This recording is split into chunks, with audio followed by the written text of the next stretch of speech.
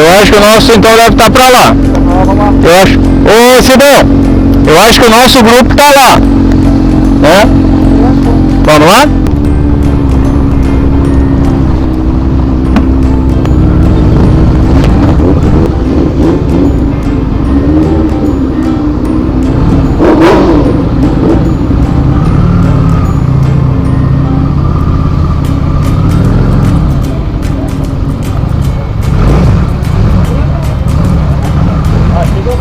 Vocês estão guardando uma vaga aí pra... Passei, é?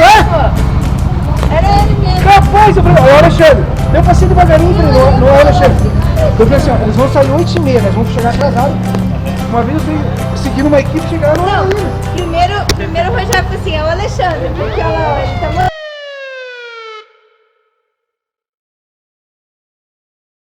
Tem uma tocada um pouco mais forte, acima normalmente das placas de rodovia, né? E o roda presa ele segue normalmente o que está na placa de rodovia, mais ou menos ali um 10%, beleza? Então cada um se encaixa no seu botão que achar que se adapta melhor.